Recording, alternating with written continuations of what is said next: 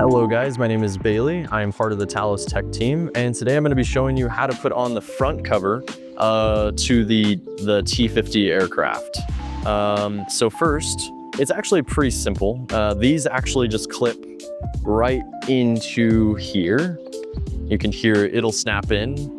And then the second part that I do is take this cord, and this will plug into where it says LED. I don't know if you guys can see that very well, but it just plugs in, and you do it till you hear a click. You probably can't hear the click, but there is a click because there is a little clasp on the side. The next part, that's pretty much all. The next part would be just clipping it in. I usually kind of give it a little knock to make sure it clips in. And then you take these little screws. These are little 2.5 millimeters. And then you take them in, and you just basically, I don't do too much torque because it is plastic and you don't want to crack it.